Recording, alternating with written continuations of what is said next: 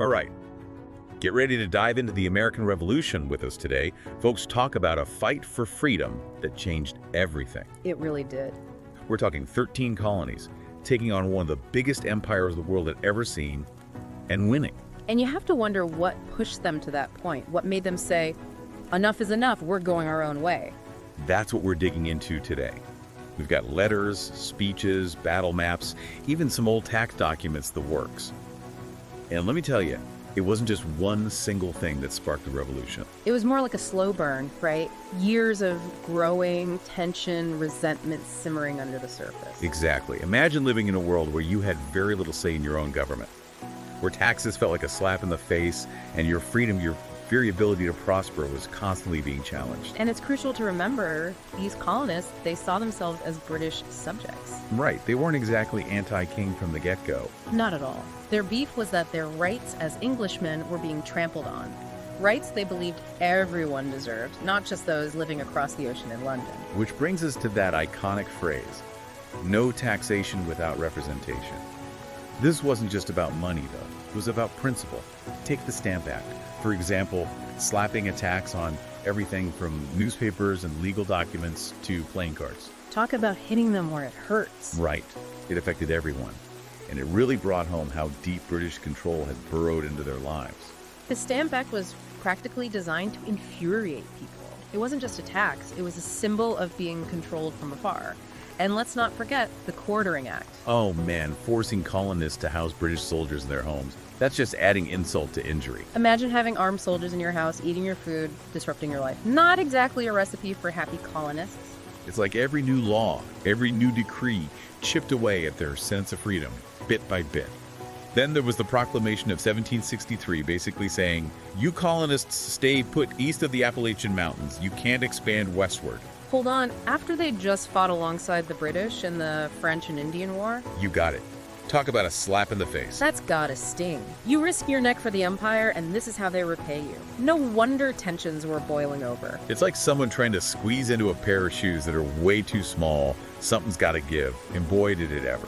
And when it did, the whole world was watching. We're talking about the Boston Massacre and the Boston Tea Party events that captured the world's attention. These weren't just local squabbles. They showed everyone that the colonists were not afraid to stand up for themselves, even if it meant getting a little rebellious. Rebellious is an understatement.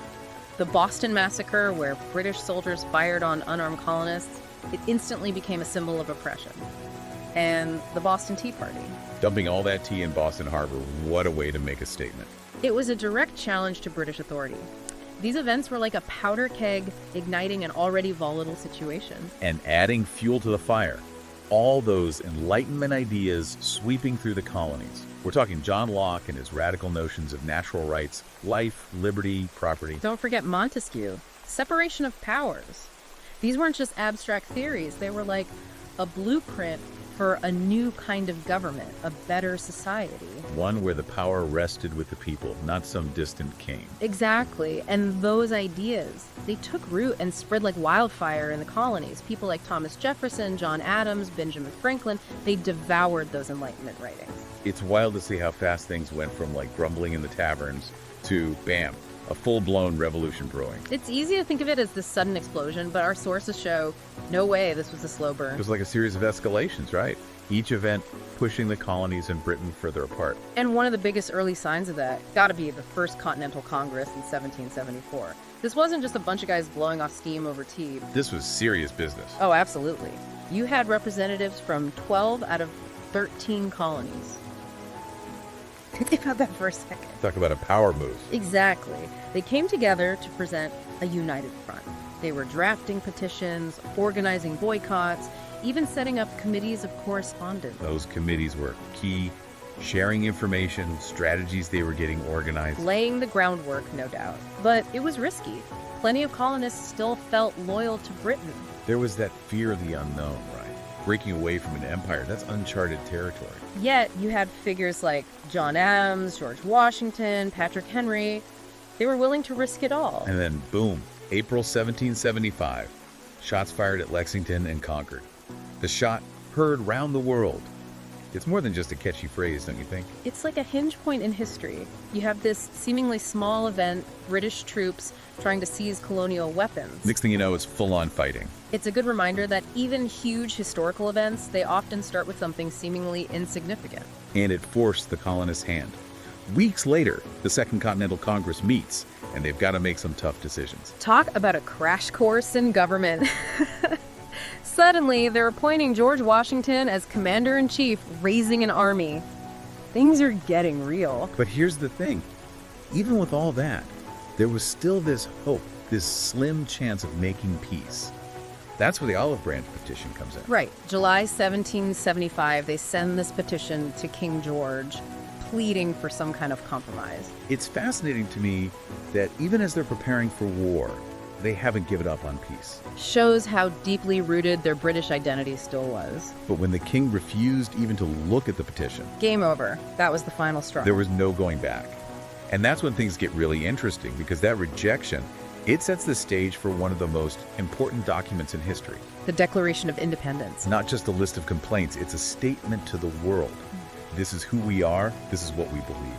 It's bold. It's almost like they knew it would change everything. But declaring independence, that's the easy part, right? Actually winning that freedom, that took some serious grit. Not to mention a bit of help from overseas. Oh yeah, we can't forget about France's role in all of this. But first, let's talk about Saratoga, those battles in 1777. Saratoga was a turning point, no question. It wasn't just about the victories themselves, though. Those were huge. Right, because on paper, it's still the scrappy Continental Army against the mighty British Empire. Exactly. But Saratoga showed the world, and crucially, France, that the Americans could actually win this thing. So it was all about sending a message. Well, it was the message that convinced France to throw their hat in the ring, officially siding with the Americans, and that, my friend, changed everything. Talk about an alliance. Suddenly the Americans had access to French ships, French money, French troops, a game changer. No doubt. But even with France on their side, things got pretty bleak for the Continental Army. You can't talk about the Revolution without talking about Valley Forge. That winter of 1777, brutal, doesn't even begin to cover it. Our sources describe freezing temperatures, disease, shortages of everything. Just awful. Valley Forge was a true test of human endurance. I mean, can you imagine soldiers barefoot in the snow, barely any food, huddling for warmth? It makes you wonder how they kept going. A lot of it comes down to George Washington. He was more than just a general, wasn't he? Absolutely. At Valley Forge, his leadership, his ability to inspire hope in the face of just utter despair, that's what kept the army together. They say Valley Forge is where the Continental Army was forged, and you can see why. It's a reminder of the true cost of war, the sacrifices made by so many.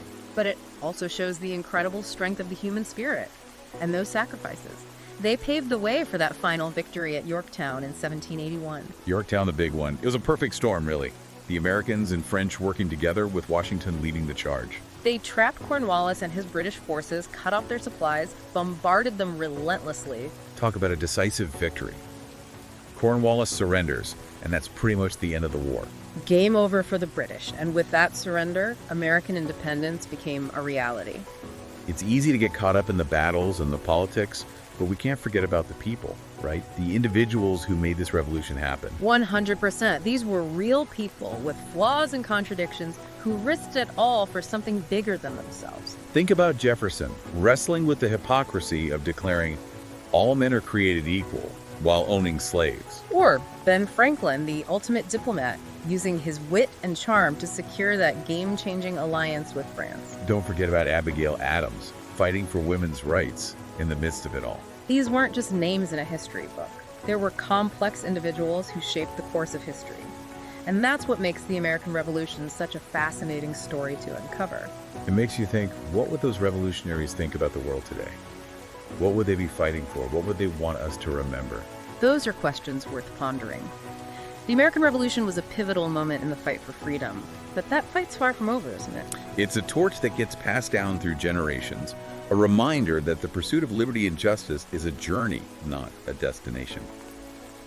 And that's where we'll leave you today, with a newfound appreciation for the struggles and the triumphs of those who came before us. Until next time, keep asking questions, keep learning, keep the spirit of curiosity alive.